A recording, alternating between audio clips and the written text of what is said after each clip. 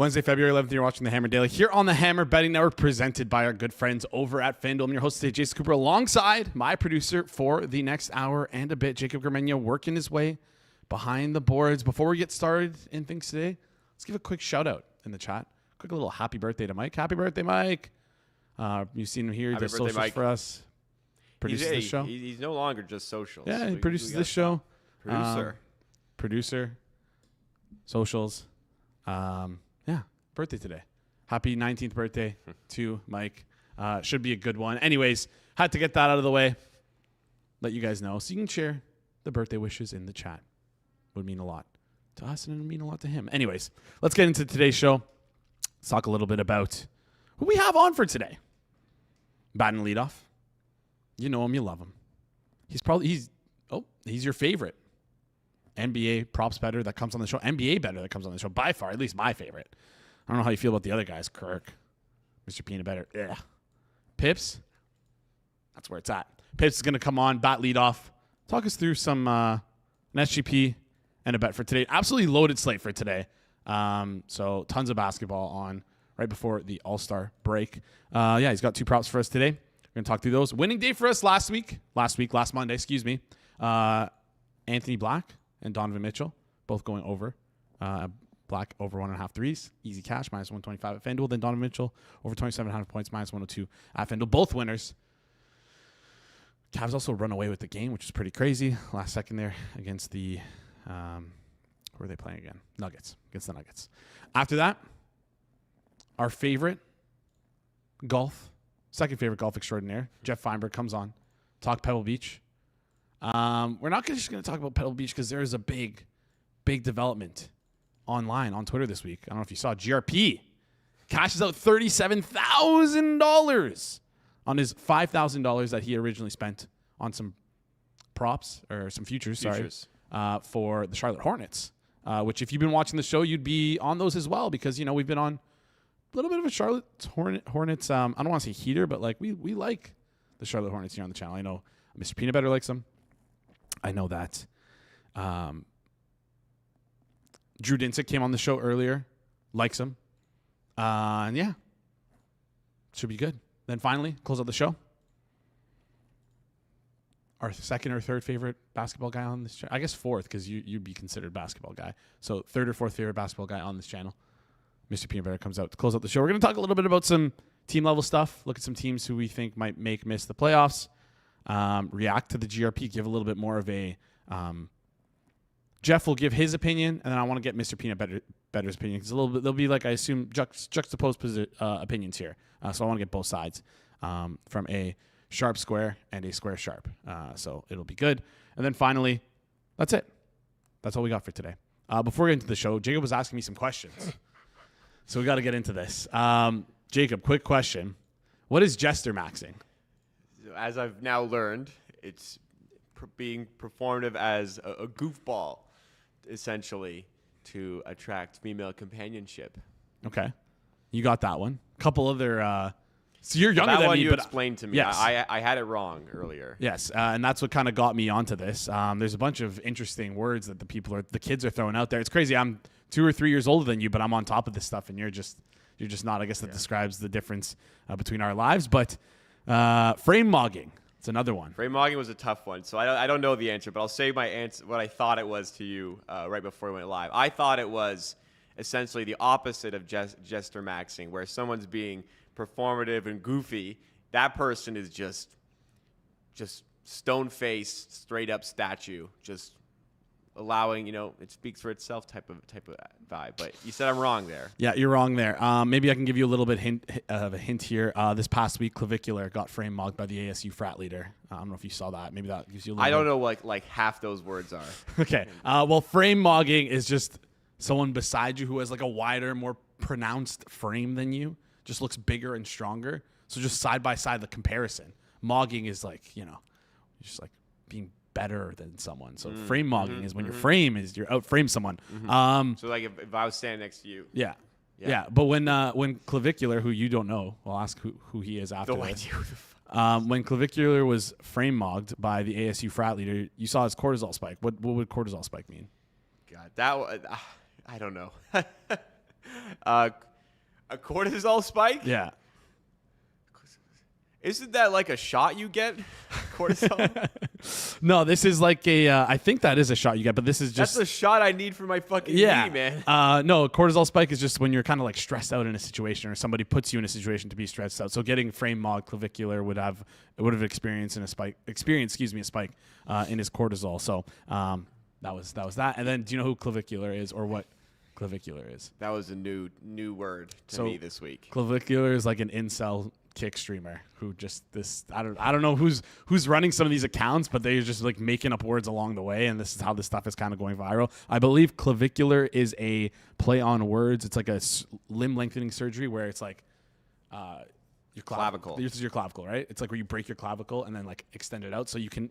So it like to help you frame mog a bit exactly. better. So you can start frame mogging a little bit better. Okay. So well, I like Ecolt said top down betting is now called market maxing. That's like a good one. What's bottom up betting? Bottom up betting? Oh god, it's model mogging. Model mogging. If you're good at it, at least it's model mogging. Okay.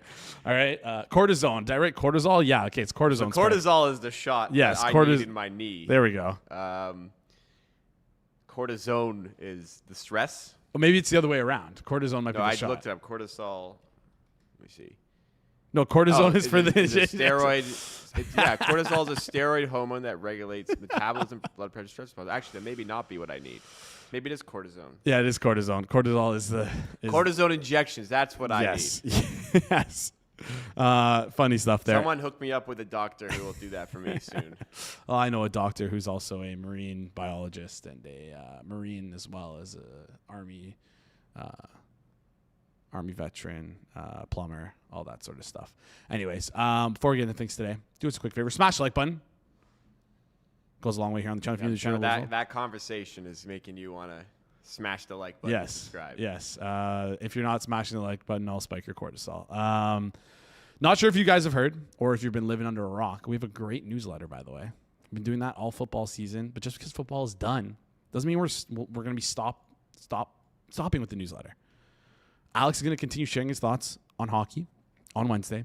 Monday will be packed with NFL news, keep you up to date with free agency, draft stuff, and so much more. Head over to thehammer.bet to go and subscribe or click the link in the description. You're going to want to do that. All right, enough Jester Maxing here on the show. Let's get into things. Because we were Jester Maxing. We were Jester Maxing there. This is like Jester Maxing being in is like detrimental to my game because that's all I do is Jester Max. Anyways, let's bring on our first guest here. I see Pips in the background just being like, what the fuck are you guys talking about? He's an NBA props originator, co-founder of Props Madness. Pips, how's it going? Do you know any of the words we said? You just spoiled my opener, and my opener was, what the fuck are you guys talking about? Like, is this some like Gen Z nonsense? Like, what's going on here? Yeah, it's pretty much Gen Z nonsense, Pips, and you'd probably be shocked to know how old I am, that I'm still like paying attention to this stuff. So, yeah, it is what it is. Not surprised, brother. I heard some stuff from you that makes it not surprised there. Yeah. What's not surprising? How old I am, or like the fact what kind of shit are you following? That's definitely not surprising. I heard you deep into the trenches when the spaces thing was going on. So yeah, I'm definitely not surprised by this. Oh, I'll take that from you, Pips. It's all good. Yeah. So I made a mistake and I joined a bit too early. Probably won't do that anymore. No. This is just a one-time thing. It's going viral. We have to have our finger on the pulse here and everything. Not just betting, but everything content, internet.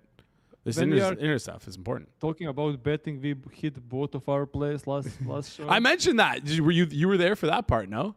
Yeah, I missed the only good part. Yeah. No, I did say Anthony Black over 1.5 threes, -125 at FanDuel, cashed, got 2 threes. Donovan Mitchell over 27.5 points, -102, cash. Had 32-ish points, I think. Cavs beat the Nuggets there. Little bit of last second heroics. I don't know if you watched that game because it went pretty late into the night there. Any quick reaction to that game where like Cavs ended up pulling it out there in last minute where they were down like 10, 12-ish points heading into the fourth? I think if Garland was playing that game, they lose. So kind of on point. Harden made some decent defensive possessions and stops and helps kind of great treats, and then on the other side was really good. So, yeah. But the spread was -1, and it was insanely close game. So, props to our efficient guys. Those model maxers out there just being hyper efficient with their lines. Let's dive into these props though, because I don't want these things to move before we get into things. Because this number opened up a little bit higher. It's come down since I guess after you sent it to me at the price that it came down to. It's at +115 right now. We're gonna head to the Portland and Minnesota game. We're gonna head over to player combos. We're gonna go double. And we're going to take Rudy Gobert +115 to get a double-double against the Portland Trail Blazers. Yeah, this is going from +115, +120, jumping between that entire day. I think it moved like 15 times throughout the day between those. I'll just say that I'm betting this only because of one thing. I'll just quickly show you guys. I mean, it's not like Props Madness stuff, but we do have some like similar players feature on Props Madness, and I'm just going through opposing bigs that played lately against the Portland, and I'll just go to the, maybe I need to zoom in a bit for this, and it's Mark Williams played against Portland less than a week ago, had 24 points and 11 rebounds, even though his lines were like 11.5 and 8.5. He killed the line. Then we had Jarrett Allen putting 40 points and 17 rebounds on them. Had Karl Anthony Towns with 14 points and 20 rebounds. The Blazers are allowing insane amount of points and rebounds to opposing centers. They allow 6th most in the league, and looking at like points and rebounds, like market for Rudy Gobert here, like I do like double plus money over 21 points and rebounds. Also good for this one.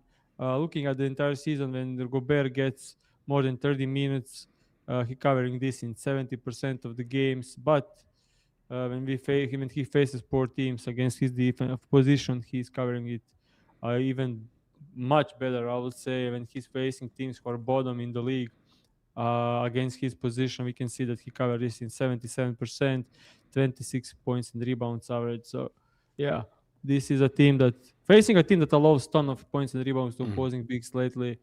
We can see that last 15 centers that played against the Blazers, 12 out of 15 covered their closing lines on FanDuel, and they averaged 25% more points and rebounds compared to their closing lines where they closed. So yeah, insane matchup for Rudy Gobert tonight. All right, great matchup for Rudy Gobert. We're looking for the double there, +115. If you can find it, some shops are out there -110, 105. Our good friends over at FanDuel +115. So you're gonna want to play it at FanDuel, which is one of the better prices in market. The next play you got for us is a little SGP 2-legger. If you want to use if you have an NBA profit boost token on an SGP Plus, you can use it on this, combine it with the double. But we're going to head over to the Clippers and Rockets game. We're going to go to the rebounds market. And we're going to go scroll all the way down to player rebounds, Reed Shepherd over 2.5 rebounds. Then we're going to go over to player threes. I think you missed. It's over 2.5 assists and 2.5 assists, not rebounds. Yeah, I'm not that nuts betting like small guard rebounds. If I ever do that, I will just stop betting. Okay, sorry about that. I read that wrong. So 2.5 assists and 2+ rebounds. 2+ threes. 2.5 assists, 2+ threes for Reed Shepherd. +132 is what we're looking at here. Probably the best idea is we show it on the screen because now it's all fucked. Yeah, no, I'll drop it in the chat as well. But yeah, talk us through this one. I don't know if you there we can go. See this. Yeah. +132, Reed Shepherd 2+ threes, Reed Shepherd over 2.5 assists. And now going back to the Props Madness screen. Firstly, it's a back-to-back game. And the thing with back-to-back games, we usually have Tyrese out on back-to-back games, Dorian Finney-Smith out, and Steven Adams is already out. So looking at the rotation, we have like 6 decent players on the team left. KD, Şengün, Evan Thompson, Jabari Smith Jr., Rich Shepard, and that's about it. So Rich Shepard should be playing big minutes. Last 2 games, he got 32 minutes against the OKC and 30 minutes. He played Clippers last night, and he playing them again today. He got 30 minutes with Dorian Finney-Smith and Easton in the lineup, and they will be out tonight. So I expect him to get at least 24 minutes. So on the season, when he gets 24 to 34 minutes, I'll say, with KD in the lineup, looking at his assists, he covered this line in 17 out of 25 games, averaging 3.6 per 28 minutes average. I expect him to even get more minutes, and last night he had 4 assists against the Clippers. So for the assist part, all looks well. Pretty widely available, minus 138, minus 130. So if you want to bet that, that's good as well. But I'm adding threes to this one because I think I'm higher on him than the sports books are on minutes.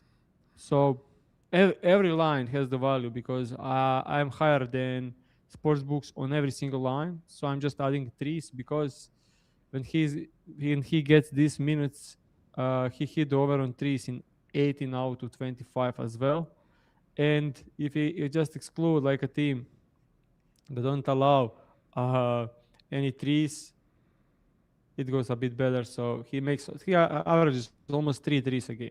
If you want to make this a bit juicier, I'll show you guys what to do, and that's betting Rich Shepard to have 4 plus assists, and then going to the threes market and betting Rich Shepard 3 plus threes, and then you get plus 400 if you want to like some longer shot for Rich Shepard, which is 4 plus assists, 3 plus threes. So yeah, either way it works. Huge fan of Rich Shepard tonight.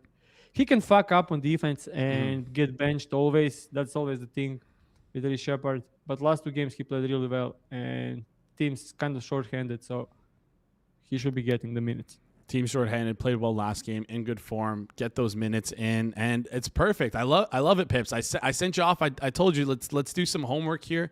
You always nail the stuff on the median, but like let's go a little bit more aggressive, and I like that.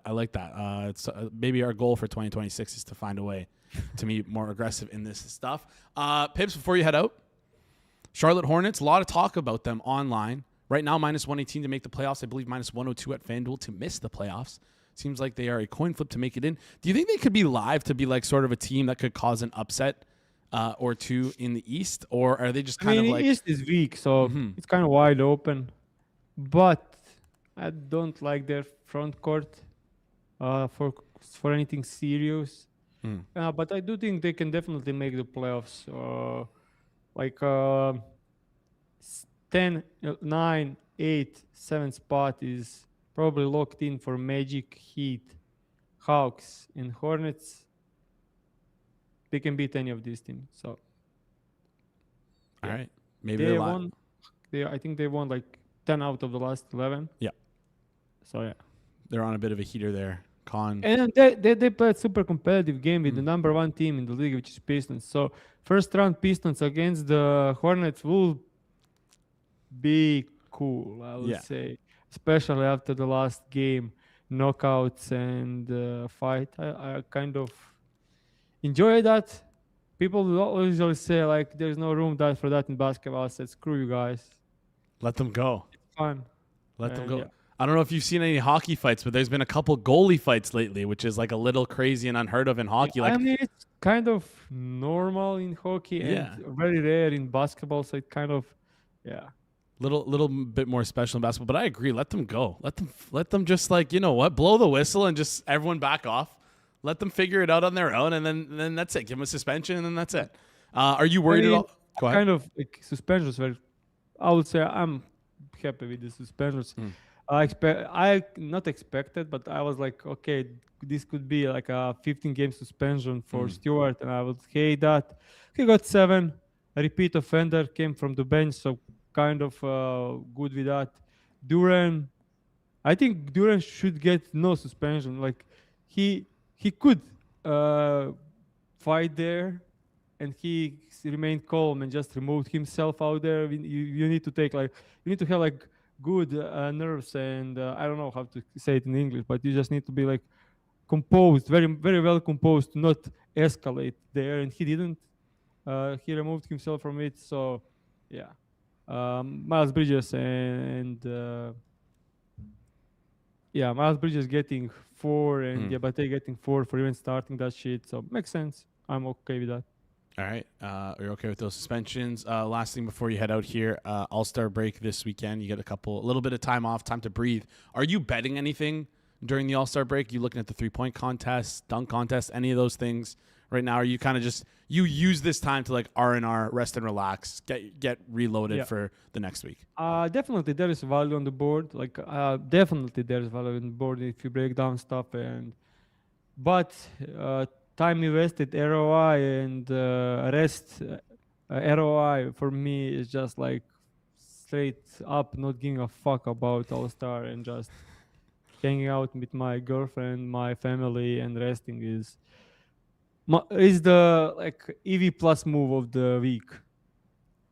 Okay. Plus EV move of the week is to not give a fuck about the All-Star break. Instead, It's a good move. I'm gonna help you out here. I'm gonna plug our either Thursday or Friday show. I believe it's the Friday show. We got Kirk Evans coming on. Let me just double check this here before we get into this. Friday show. Kirk Evans can come on up here. And I told him, I said, you have 48 hours. You got to find us the biggest and the best bets for the All-Star break. So you can just watch this for 20 minutes, get your bets, and then not care about it for the rest of the week. We'll do all the work for you. Yep. Perfect. I mean, yeah. Carry dubbed it, but definitely will advise everyone if you are interested to listen up to Kirk. So Yeah. Well, maybe not based on his prop record to start the year. But not on me. Not on me to say that. I know. I'm gonna tease him. Don't worry. And I know that you don't want to say.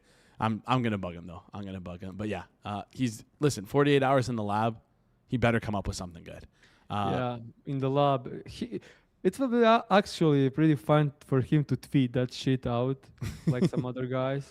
That would be hilarious. I'm in the lab. Yeah, I'm gonna working in the lab. I'm gonna get him to do that to promo our show on. I think that will be fun. I love it. All right, Pips, appreciate you joining the show. Hope you enjoy your little break here. Hope you can have a big winning day on this massive NBA slate, and then enjoy some rest after a 3-day slate tomorrow. Pips, we'll talk soon. See ya, guys. Great stuff there from Pips, as always. Great stuff there from Pips. But yes, I'm here to promo the Friday show.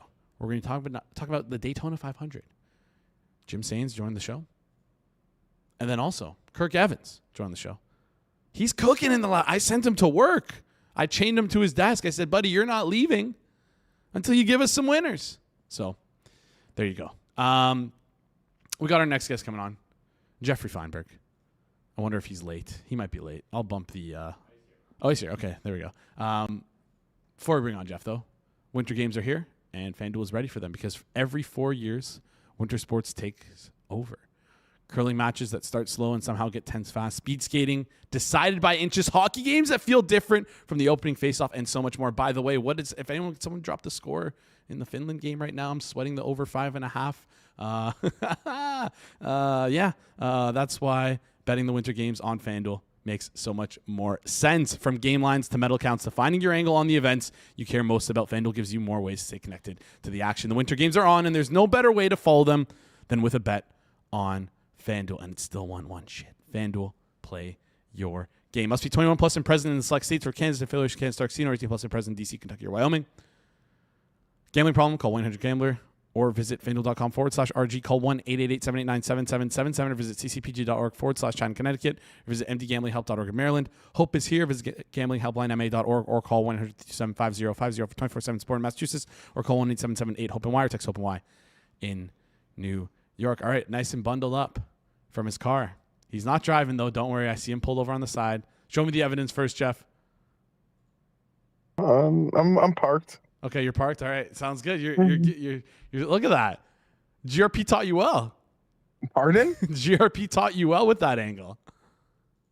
Yeah, listen, sorry.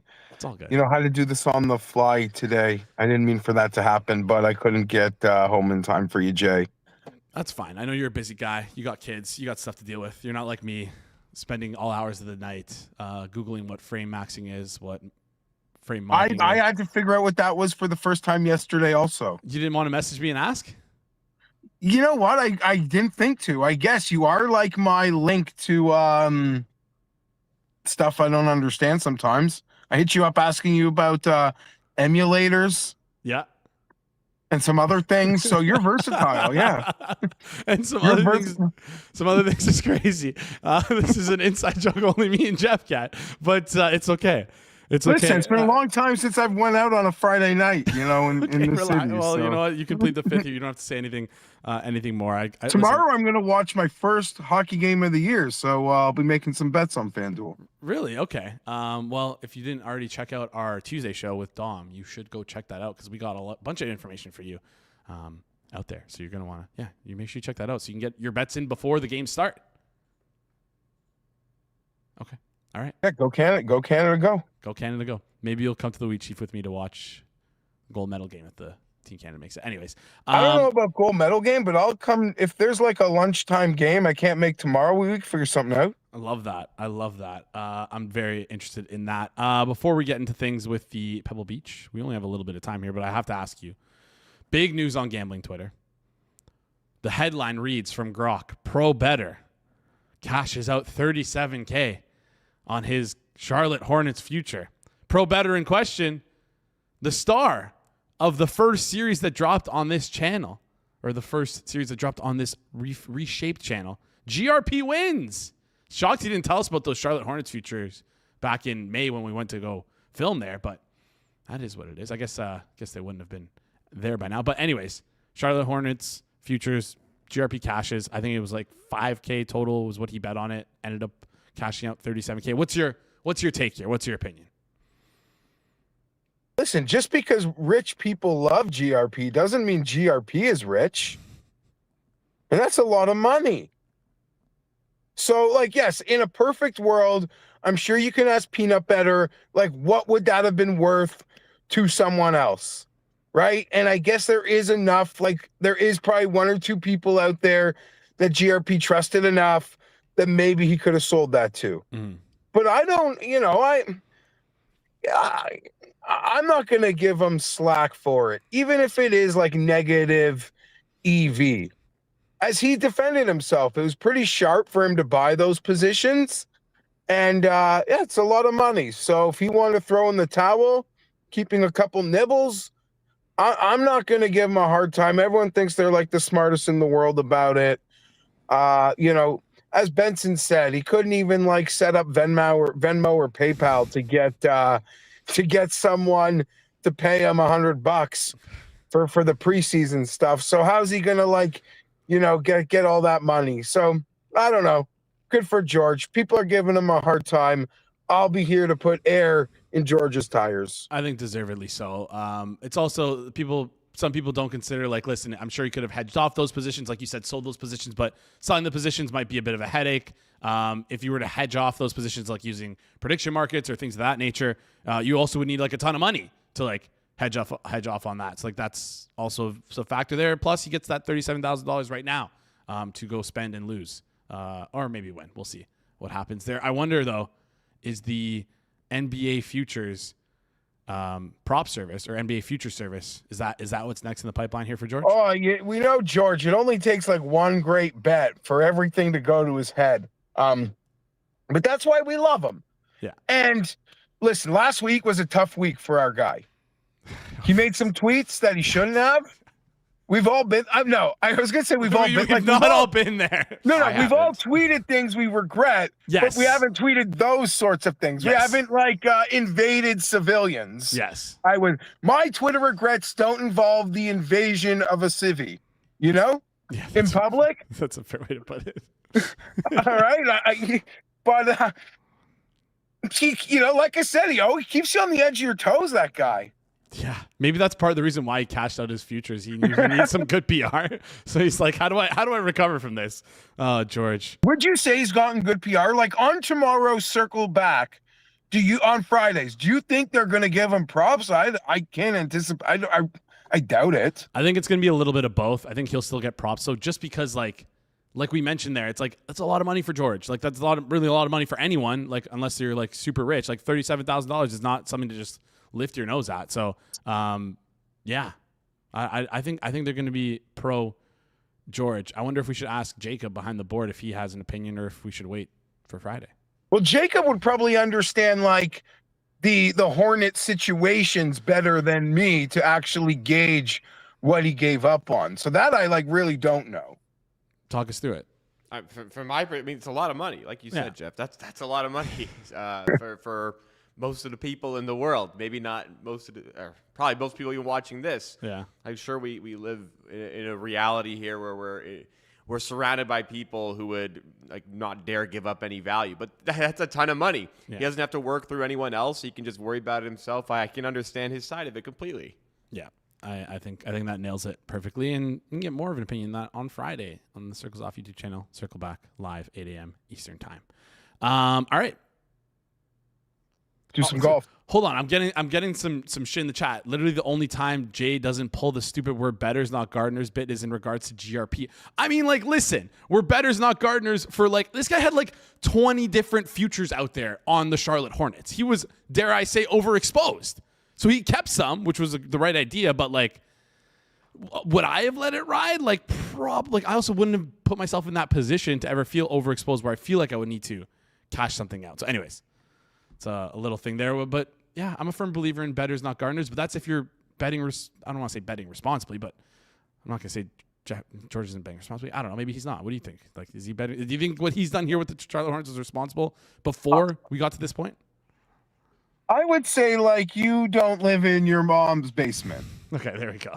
Like so, like everything is its own thing. As I said, George might know people who love him, who are rich, but he himself, like that money is, yeah, he made that decision. I'm not going to shit on him. I agree. Yeah. Maybe Mama GRP gets 2 lottery tickets this year for Christmas. Honestly, the sad thing is Mom is still paying for dinner like tomorrow. That's the sad thing.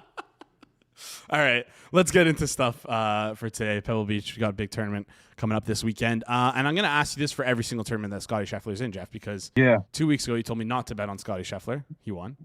Or was that 3 weeks ago now? Whatever. The MX, the hitting it, probably wedge fest. Yeah, let's go. Get it over with. Scheffler, massive favorite for this one, plus 300 at FanDuel. So, again, this tournament, I have every tournament, I get like my little golf boost, 20% profit boost, whatever it might be. Yeah. Do I put it on Scotty Scheffler this week? It's hard to say not to. He's an excellent POA putter. Pebble Beach, not the most demanding golf course, along with Spyglass. It is a pro-am, Jason. So, like, Travis Kelce's playing, Steve Young's playing, celebrities, business people, your Charles Schwab's. It's not set up like a major championship, right? Travis Kelce's got to hit out of the rough. Yeah. That you would think like the easier situation can sometimes neutralize Scotty, but that happened a few weeks ago, and he dummied them by a touchdown. So I don't know what to say other than I don't think he's ever won on POA greens, but he's always played great. And you could argue it's maybe his best surface in terms of stroke gain, despite having limited runs on them. This is the caveat, Jay. The weather is supposed to be shit. Okay? It's supposed to be really cold and rainy, especially on Sunday and on the weekend. And we're playing on coastal golf courses. So much of this is now going to be luck dependent. Are you like getting killed when you're playing like 3 holes on the ocean during the worst of the wind or the worst of the weather? That being said, looking at the rabbit hole, the boys over at BetSperts, they even have, you can make like a cold, bad weather model, and Scotty Scheffler's still at the top. On top of that, Rory dummied this place last year. He turned it into a goddamn muni. He wedged it to perfection, which led him to wedge his lights out at the Players and win the Masters. It all started here at Pebble. so he could dummy this place. Mhm. But like I said, because it is a pro-am,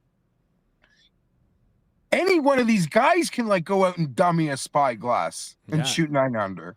All right. I guess it all depends as well where you're placed before that Sunday and where you end up in terms of when the weather comes to hit you on those coastal holes. You mentioned Rory It's here. gonna be cold. It's gonna be cold all week. Okay.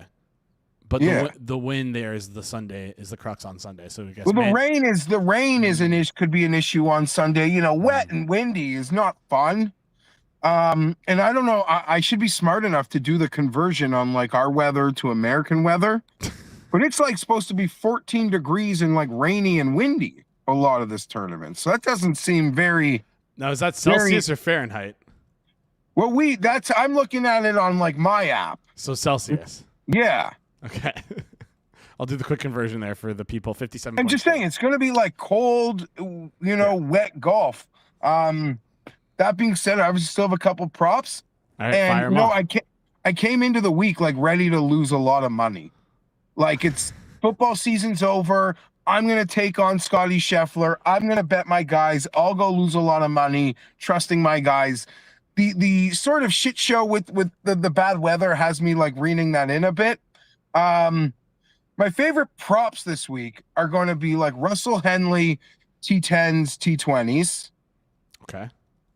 Russell Henley, while he has shown that he can be hyper proficient on these distance courses, we get him on a course like this, and it is his sweet spot. Using that rabbit hole on BetSperts, anytime we are on these sort of short courses, Russell Henley, eight of his last 9 times on them, he's finished T19 or better. That includes 6 of them, I believe, are T10s or better. No one is few guys are striking it as well as Russ at the moment. So we're in on some Russ props. And Daniel Berger, my guy, winner of this thing a few years ago, hasn't played here much since. But, he really does enjoy Pebble. He's a cold weather player as well. But his 6 under round in Phoenix on Sunday, where he gained with his approaches over 5.5 strokes, pretty much dummying the field in that. I could always be a sucker for Berger, but when he's going to come in doing that, that's where I'm going to be.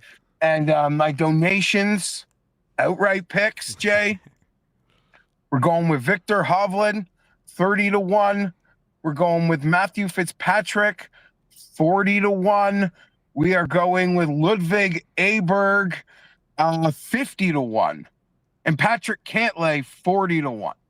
Patrick Cantley's another guy we're going to make some money on this week. I could see myself getting some Cantley props as well. A short West Coast golf course, that is Cantley's jam. He hasn't won in forever, but this is the exact sort of sweet spot for Cantley. That being said, I don't know how much he's going to like being in sometimes it gets cold. I see him in a baklava, or whatever you call those things. The shiesty, as the kids call them. Anyways, Geoff, Berger in cold weather, coagulation peak.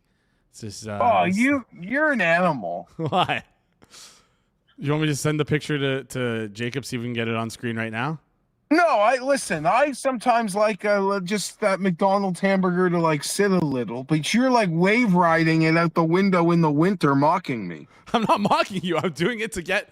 It was day of the Super Bowl. I need a quick snack to drive around, do a little bit of stuff, and I wanted to get my coag burger without sacrificing. Okay, yeah, whatever. The inside. Henley top 10s and 20s burger T20. That's we're gonna get it. Okay.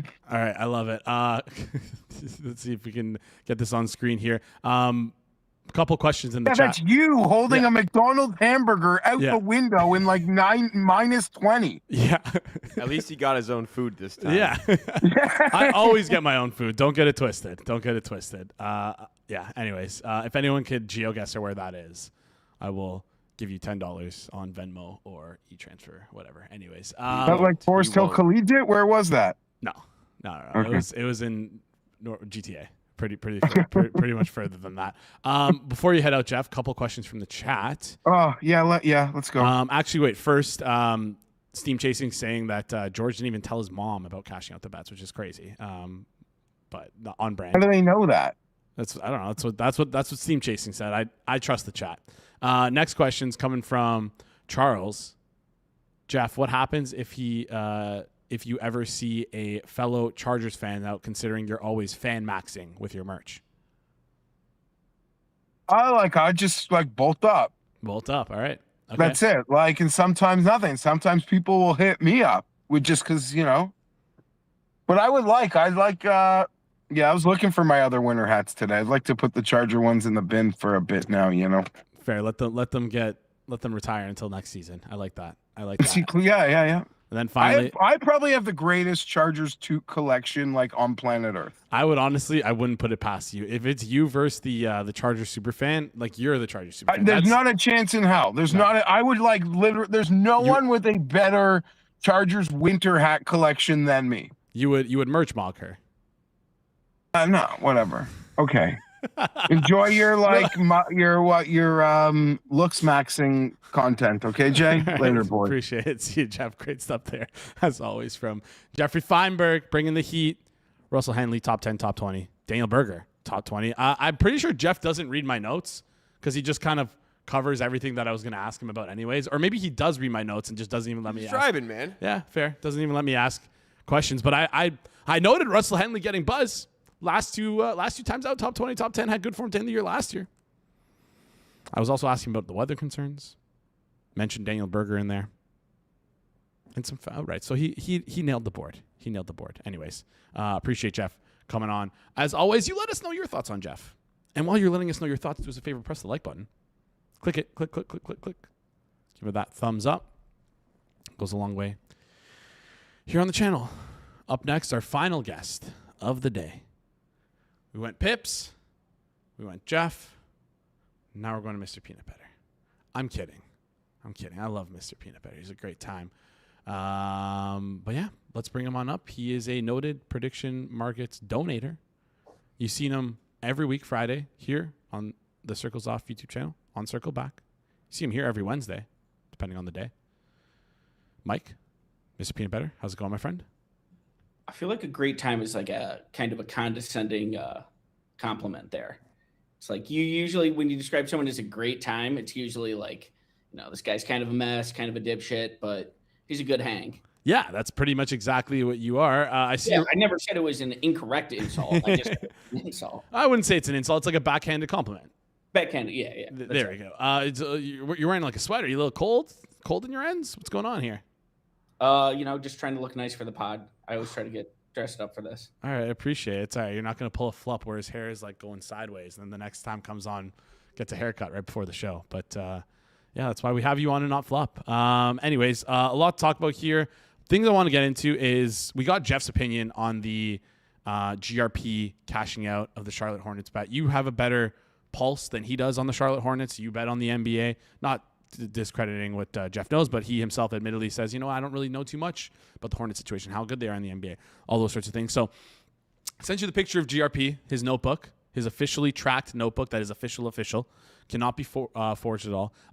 What's your opinion on his cash out? What would you, as someone who bets quite a bit, what would you have to say on it?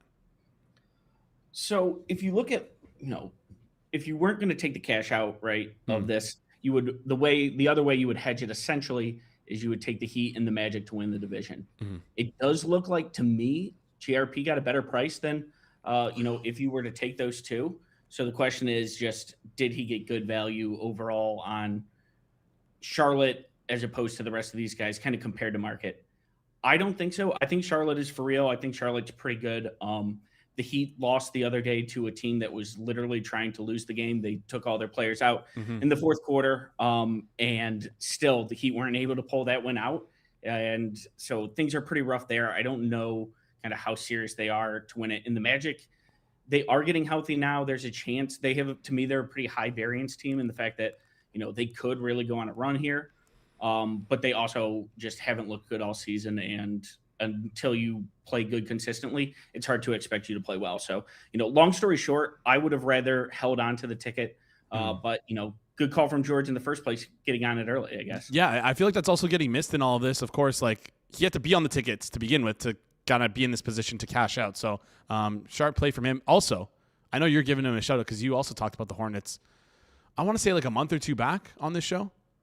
No, Wrong guy. Wrong Not guy. a Hornet. I wasn't a Hornets believer. I believe now though. You're not a horn dog, eh? All right, that's all good. Drew Dinsick was on the Hornets, I believe. All right, appreciate your insight.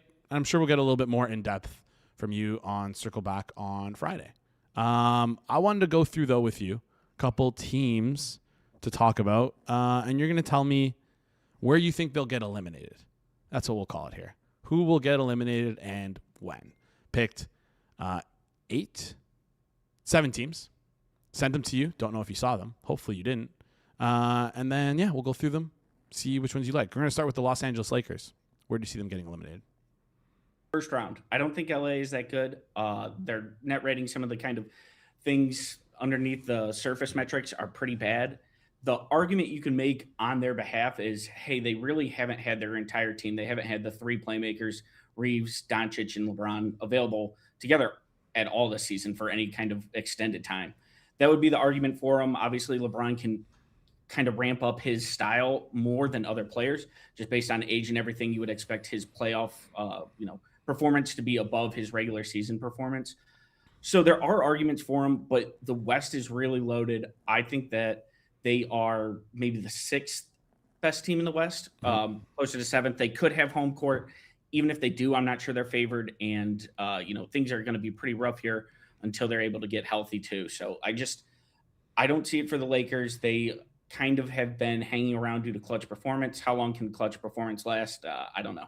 Minus 3,500 for them to make the playoffs there. So they're pretty much locked into the playoffs, but you think they will get bounced in the first round. The aforementioned team that we talked about just earlier in this segment, Charlotte Hornets. You think they could be a little frisky, maybe go on a run here in the East? So, no, that's a little bit far. But I do think the question to me is, can they get out of the play-in, or do they get out of the play-in, or do they make the or not? I think that they will get to the actual playoffs, which is good for a young team. You have Miller, Knipple, Ball, all of those guys, just to get them in the playoffs and kind of see what it's like. I think is good, but if they do get into the playoffs, most likely they're going to get in through the play-in. So that means they're going to be running into like Detroit, Cleveland, Boston, and they're just not quite there yet. So a lot of good players on the team. I think they're going to be very good eventually, but just getting to the playoffs is a huge win for this franchise, and I do think they can get there at least. Yeah, if they can make the playoffs there, it seems like the team that they're relatively likely to play is the next team I want to ask you about is the Detroit Pistons. So I guess you have probably the Pistons winning in round 1, but where do you see them finishing here? Can they go all the way to the NBA Finals? No, I think they're going to lose in the conference semis. I think that Detroit, I don't know what it is exactly of why I don't buy them, but I just don't quite buy them in the upper tier of the same level as Cleveland and New York. I think Cleveland, New York are a step above. Detroit probably has a higher floor than all those teams in the fact that I trust them just to kind of have a solid performance. But other than Cade, they don't really have a lot of creators. Things are going to be pretty tough on offense for them once they get into the postseason. And then they have a lot of guys who are kind of one-way players where they're very good on offense or they're very good on defense, but they're not really kind of two ways. So you think of Duncan Robinson's going to get kind of picked on during the playoffs. You're going to have guys like, can Isaiah Stewart do anything other than stand in the corner offensively and kind of crash the boards? The Pistons are a very good team. It's amazing they've kind of gotten to this point, to the fact that this would be a disappointing season, but I just don't think they have the ceiling of some of the other teams in the East. Yeah, so you have them to at least make the conference finals, right? Or did you say semifinals? Conference semis. So conference that would be semis, but they're going to get bounced in the semis to one of the two teams we'll maybe talk about next. But before we talk about those two teams, Spurs. I want to touch a little bit on the West here. Currently plus 750 to win the Western Conference. Do you think they could have a chance to beat Oklahoma City Thunder in either the semis or the conference finals? I have them losing to Oklahoma City right now in the Western Conference Finals, which for how young they are is going to be above expectations kind of going in. I understand they're the 2 seed, but when you look, usually there is something to prior playoff performance kind of helps you get a boost during that time. But I still think that San Antonio is the number 2 team in the West, and they have the best chance to beat Oklahoma City. Just based on this team is really, it's not just Wemby anymore. And the fact that Stephon Castle is a bulldog, Keldon Johnson is crashing the boards and is just a monster of a human being at all times. I think this team's really nasty in a way that kind of the only other team that reminds me of that is Oklahoma City, ironically enough.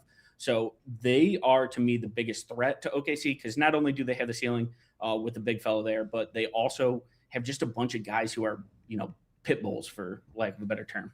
All right. Spurs to lose in the conference finals, but to make the conference finals. Got to give a shout out to producer behind the boards, Jacob, here, and ask about our Toronto Raptors. Couldn't do a segment without them. Are they just a one and done team in the playoffs, bounced in the first round? I think so. Toronto is maybe a year away from being a real threat to get into multiple rounds of the playoffs. They don't have a big. Jakob Poeltl's been hurt all year. I don't think that he's going to come back and suddenly look like Jakob Poeltl 2 years ago. Colin Murray-Boyles is very good, like his ceiling a lot. In the playoffs, they're just not going to guard him whatsoever. He can't do anything offensively. He's just not there yet. They got a lot of good pieces for Toronto, but they don't totally make sense as a team right now. And they're good, but they're just not good enough kind of to win the first round series, in my opinion. Yeah, a little term we've heard here before, 1 year away from being 1 year away. I don't know if I remember. 2 years away. I know it was 2 years. That was a play on that. Wait. Bruno Caboclo. I'll never forget that. Overseas legend, to be fair. All right. We have two teams left. I want to ask you about just the teams that are the best in the East, because I feel like the East is the most interesting when it comes to this stuff, because, OKC kind of makes it a little less interesting in the West. Cavs. Talk to me about them. I am Charlie Brown going for the football, and Lucy pulls it every single time. I'm going to believe in the Cavs. When the Cavs under performing in the postseason, and now you add James Harden, what could go wrong here? But I don't know. They're just the most talented team in the East, in my opinion. Yeah. And at some level, we can talk about like past performance and gelling and all these things, but a lot of it comes down to, are you the most talented team? And they are the most talented team. I think that they're the favorites in the East right now. Harden seems to fit in very well. People are going to be surprised, in my opinion, that he's going to be an upgrade defensively on Darius Garland. And, offensively, if you're relying on James Harden, it's not great during the postseason, but I really don't think that he's going to be anything more than a facilitator for the most part for Cleveland offensively there. So to me, they're the best team in the East. Certainly wouldn't put them above 50% or anything like that, but I would have them as the favorite to get out of the East right now. All right, favorite to get out of the East. And then finally, last team to talk about here is the Celtics. So you liked the Pistons to get bounced in the conference finals. You see the Celtics making it out of the East. That leaves, conference semifinals. So I assume you have the Celtics making it to the conference finals here? It depends just, based on seeding. I haven't decided. But I think that they are, live to win a couple rounds, maybe make it to the conference finals. It just all depends. And obviously, if Tatum comes back, then if Tatum comes back and looks anything like Tatum, they become the favorites. But I am kind of pricing in that Tatum won't be the guy that we saw last year right away. And if that's the case, they're a good team, but not necessarily kind of the top end. So I think they're probably similar to Detroit in team quality. And maybe those two face off for a chance to go to the conference finals. But I think winning 1-2 rounds for them is probably what you would expect to see. All right. Let's have a little bit of fun and put what your opinions are and put those together. The Detroit Pistons to advance the Eastern Conference semifinals, -360. Spurs to advance the Western Conference Final, +195. Lakers make the playoffs. Raptors make the playoffs. Celtics to advance the Eastern Conference Finals. Eastern Conference semifinals, -230. Cavs to advance the Eastern Conference Finals, +140. You can combine those all together. Get 39-1, 40-1 over on FanDuel. A little SGP we just built out with some of your opinions here.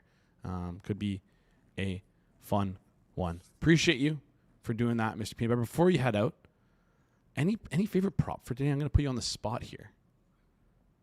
Yeah. Loaded slate. Yeah, loading me up here. Go ahead and I'll say, let's see what I got for today. I'll pull up real quick. DeMar DeRozan under.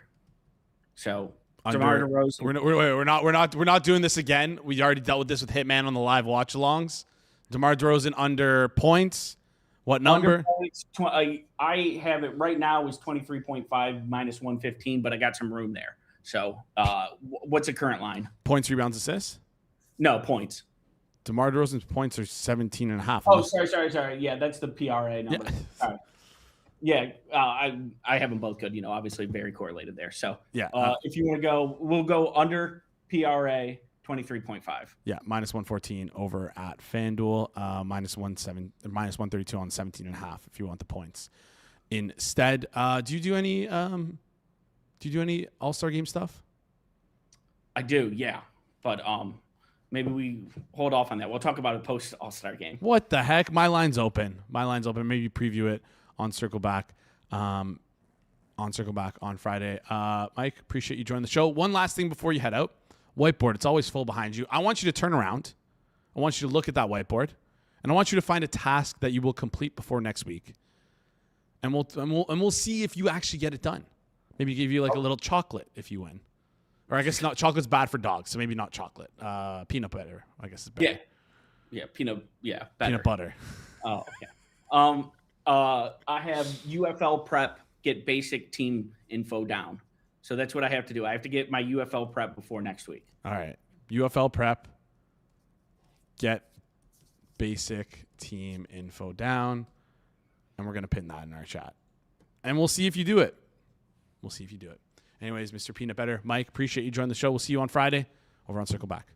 See you guys. Awesome stuff there. As always, from the Peanut Man. Do you notice he pronounces Toronto like a Torontonian? Most Americans come on Toronto? and really enunciate the second T. But Mr. Toronto. Peanutbettor, he's Toronto coded. I think it's like the accent he gets from his area. It's not that he has an accent, but he has like the... No, even like, more American accents, so, for obviously different regions, they still will go for the second T of Toronto, whereas someone from Toronto would not. Yeah. And he does not pronounce it, so it's a little interesting. T is silent, just like in Jason. The T is silent. Anyways, that wraps up today's show. Do us a favor, smash the like button, goes a long way here on the channel. If you're new to the channel as well, hit the subscribe button. Comment down below. Let us know what you thought about Mr. Peanutbettor. If you like Mr. Peanutbettor, you can smash the like button as well.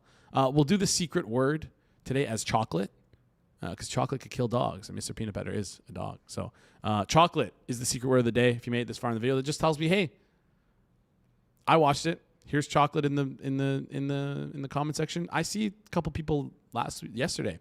More and more people are doing it, so I appreciate you guys doing it. It's pretty fun there. And yeah, smash the like button if you enjoyed any of our guests this week. We will definitely be doing UFL content. Derek, you asked for it, you get it. Even though you like to make fun of this. Yeah, why not? It's going to be in the dead zone of sports. We might as well do something. Do we know anyone that does UFL? Mr. Peanutbettor, right? Does there. he actually? Yeah, that's what he said. He has to do UFL stuff. Prepare for it. I assume so. Is he good? I don't know. Peanut butter is great. Chocolate peanut butter. That slip of peanut butter and peanut butter has just been a busy day. And update.